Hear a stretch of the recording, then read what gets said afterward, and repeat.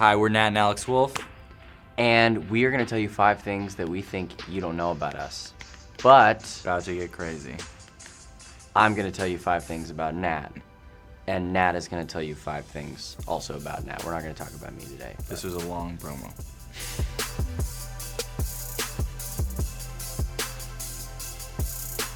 When Nat was a child, he very badly injured his hand on a fence and split his hand open. It was one of the most frightening things of all time. Basically, I was in a park running, we were playing tag or something, and it was one of those moments when you start to get hurt and then everything goes into slow motion, and my hand just went through the fence, and it wasn't really the going through that gave me the scar, it was when I took it out, it went like that, and then blood was spurting everywhere. And when Alex was a little baby, he wouldn't stop crying. We were taking a big family photo, and I said, "Hey Mom, can I hold Alex for a second?" And she said, "Yeah, sure." And so I grabbed him and I kind of disappeared behind a tree for a couple seconds and then brought him back, and Alex was crying even harder, and then they said, "What happened? What did you do?" And I said, "I bit his toe."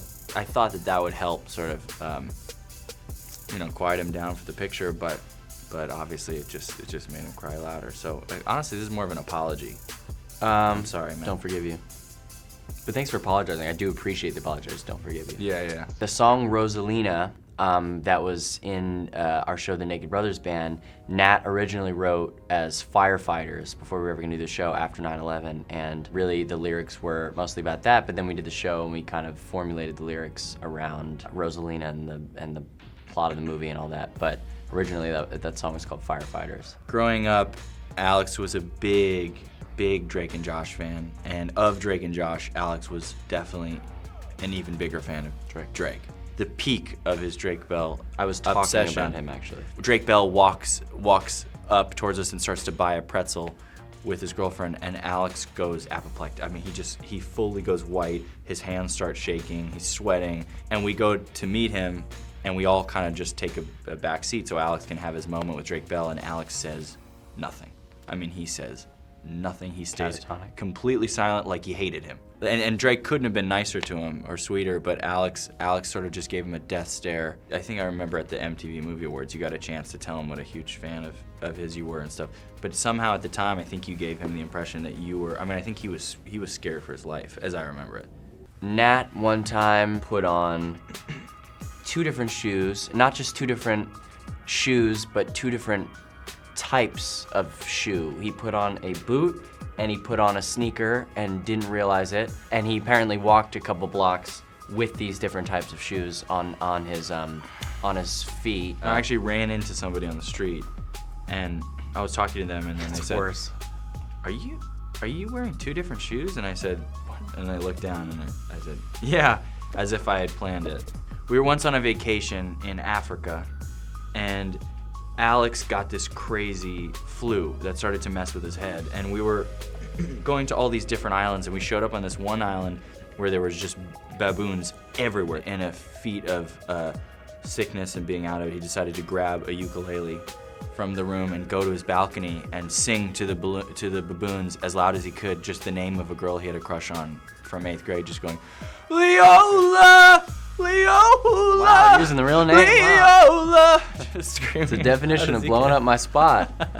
On My Song Note, there's almost no synthesizers on it. It's almost all little messages, like little vocal samples and little messages that Nat or the engineer who's working on the music or me were singing into this keyboard and playing them and using them as like a long-sustaining synthesizer. 143, we did a lot of stuff like, hey man, we would be talking, and then we put it in and we'd pitch it up like, hey man, hey man, hey, and you can hear it in the background. There's a Don't You Forget Me at the end of the song. There's all these different things. So we challenge you to find whatever hidden messages there are in there. On the AJR song Sober Up featuring Rivers Cuomo, I don't think many people know this, but Alex actually played a lot of the guitars on it. All the guitars on it. A lot of the guitars on it.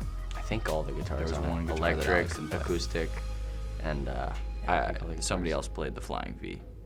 There's no flying V on Sober I think there's Up. a Flying V on Sober Up.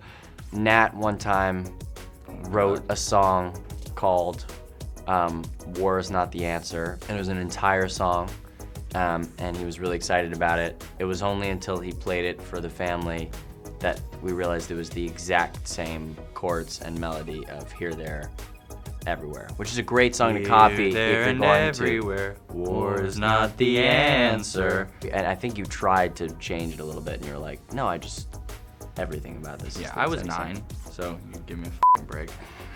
On our new singles, Cool Kids and Note, a lot of people have been asking us what the cover art is, and Alex and I went through a lot of different photos trying to find something that represented where we were when we wrote the music and recorded the music.